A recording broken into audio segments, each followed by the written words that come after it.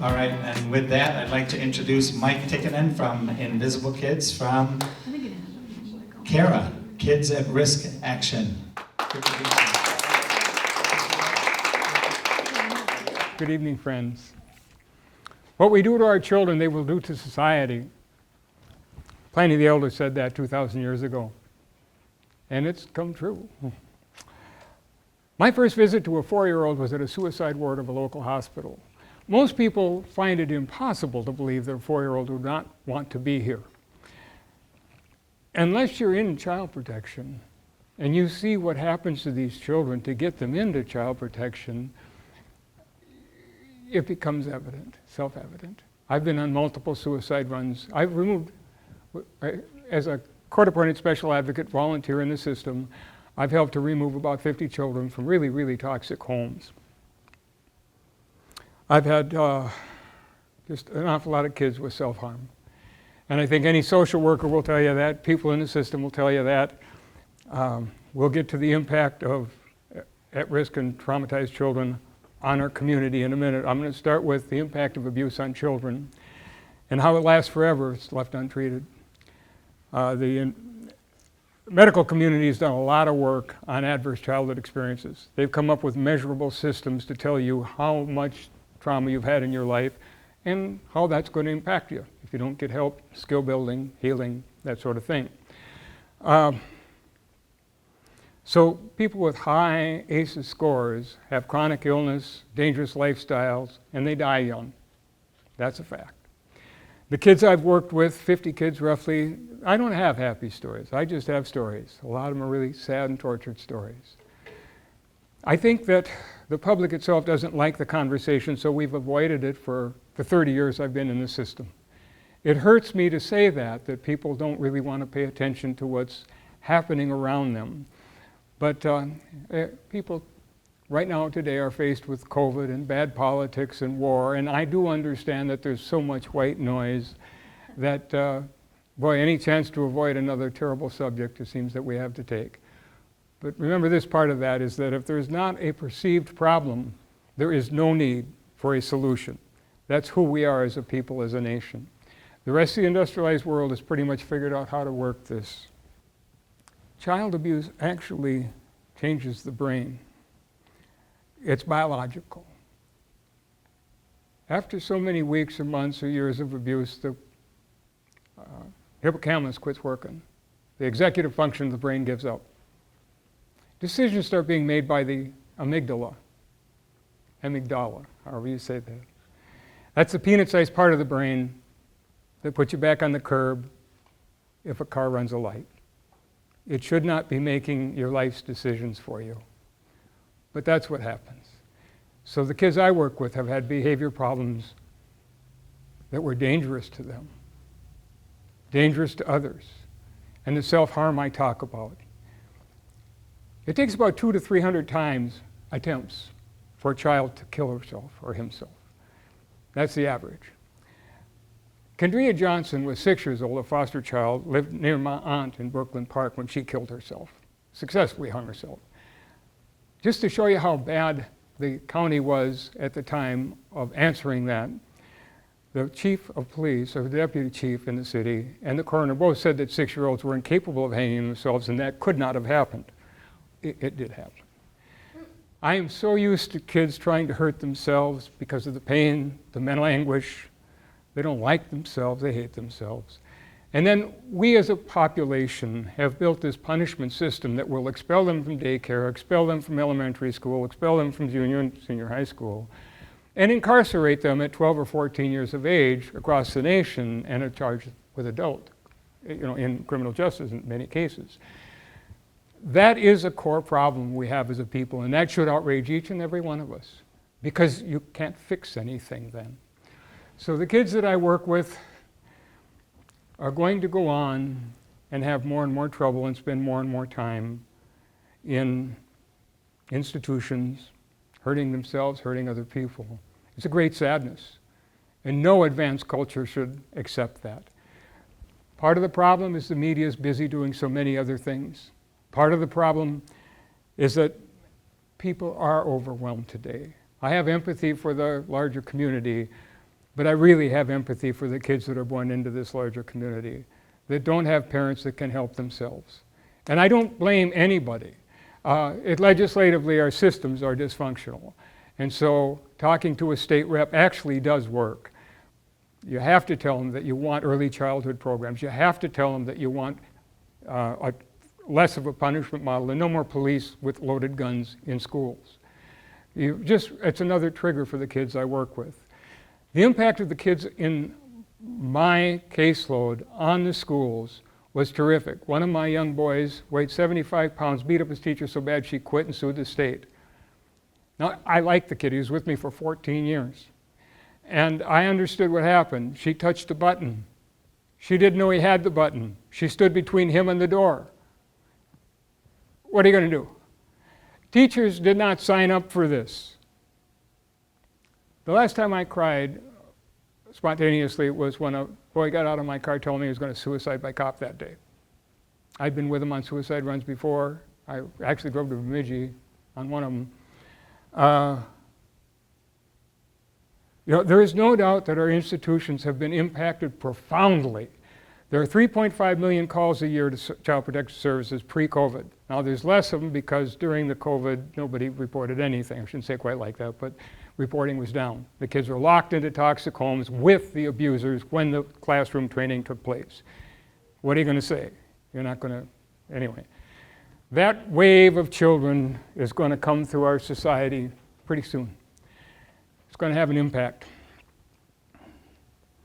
Now, whether you're in education, I have a principal that was thrown out of his school for teaching the ACEs healing models. That's a true story. Ruined his life, ruined the life of the kid, and made that was a suburban school. So the lack of conversation, the lack of public concern is really what has been driving this. And it can change pretty rapidly if we, the people, start doing a few things. And really, it starts with just paying attention to the critical factors. This is a chart by Dr. Reed Sulik on what it takes to live in a society, mental health it takes to live in a society. And it's really pretty straightforward. The bottom horizontal line is how much mental health we have, and the top vertical line is where they got it. And if you're born into a family with a mother and a father that read to you, sing to you, love you, and keep you safe, you'll probably end up in elementary school or daycare, and you'll learn some things and be able to get along with people. As it grows, your reading and language skills grow, and you can pretty much conquer every new day and every new year. And if you have trouble, you got mom and dad at home and some friends. And then, of course, there's high school friends, community support, a job, advanced education, and there are people that can just about live through anything. I've done a lot of dumb things in my life. Here I am. If you can imagine that course down to the left where it doesn't go, born into a family where maybe you're left in a crib for a week and the poop in your diapers is so bad your 6-year-old niece sticks you into a 160-degree bathtub and burns the bottom half of your body off. Things like that. Crack cocaine has raised a lot of kids. Back in my work with the child protection, those kids, they never have a chance. There's, as Kathleen Blatz, the former Chief Justice of the Supreme Court in Minnesota, would say that the difference between that poor child and a felon is about 8 years. And one of my board members, Damon Cassina, says that the difference between that poor child and a preteen mom with no parenting skills and a violent boyfriend is about 8 years. And that's what happens to those kids.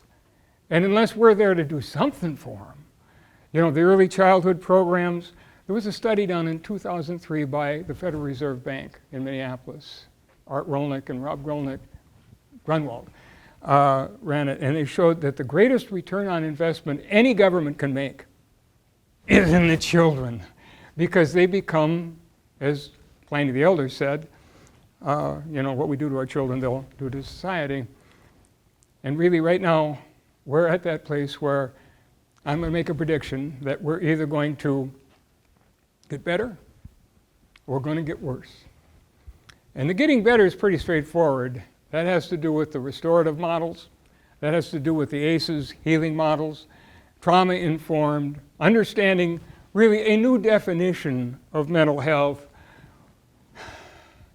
Because the kids that I've worked with didn't get that. They got Prozac, Ritalin, and Zoloft. On every package it says suicidal ideation is a part of this. Johnson & Johnson was sued for billions of dollars in 2014. Big pharma. And they paid it. And I think I'm quoting, it was because they were selling these drugs to pediatricians for use on very young children. Suicidal ideation is no farce. Fully formed thoughts of killing yourself, like a dream, drop into your head, even if you're downtown talking to your banker. You can't stop them. Even if you study mental health, and that happens to you because you've been taking a psychotropic medication, you won't sleep for 2-3 nights. What about the 5-year-olds that I worked with, the 7-year-olds, the 9-year-olds on multiple meds? What's insane? That's insane. So I look at this as a healing versus punishment deal, and the ability to recognize what's happening, what the impact of my kids are having on our community. I've said some of these things already, the prison recidivism at 9 years, 90% of youth in juvenile justice passing through child protection and violent crimes, 80% of youth aging out of foster care lead dysfunctional lives, and the $500,000 a year at Rikers Island per inmate. Isn't that something? And they can't find staff. And 10 people died there in the last 10 months. That's an extreme example, but what we're talking about is institutionalized people from basically a very young age to a very old age. And if it gets worse, it won't be 9-year recidivism, it'll be 5-year recidivism, and we will have twice as many prisons. And life's already pretty dangerous, so that's the negative. The healing model actually works. Once you interrupt generational child abuse, you have normal, happy, productive families. Children always want to be normal, and I'll never forget that. The kids that I worked with, they all wanted to be normal. And I was the only adult in some of those kids' lives for many, many years. Because what happens is they have so many adults coming through their life in the system, it just spits them out. And they know it's fake. I had kids tell me, "You're a volunteer?" That was a big deal. Everybody else is getting rich. That's what they thought, you know? So I'm really empathetic to the population. How do you say? I mean, child protection is not perfect by any means. It needs help.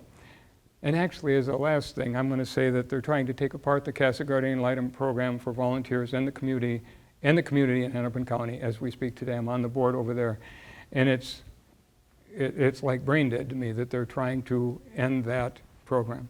10,000 people like me over the last 40 years, one of whom, Denise Graves, gave $12 million after she was a Guardian ad Litem volunteer to build housing for foster care aging out. And there's a lot of people that didn't have her money that did a lot of other things, and yet politically these things just seem to, they pop up out of nowhere and then they happen.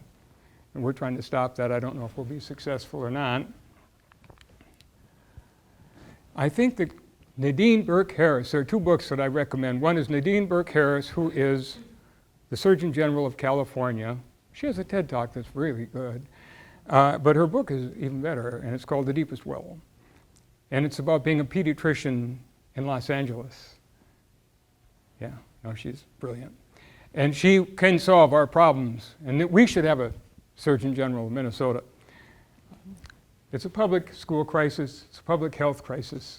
And I think I started about the police too, because that's an impossible job now. Police can't police my kids. They're hated on sight. I know a lot of cops. I grew up on the east side of Minneapolis. And they try, but they're not skilled at it. They don't, it's like teaching. Half the teachers are really good at this and half the teachers are not. And whether or not they're going to get the training, I don't know, but I'm going to lobby for it. If you're a cop and you start treating my kids like you treat other people's kids, something's going to happen. And it's not going to be good, because my kids don't have the skills to live through that again. And it is a boiling point.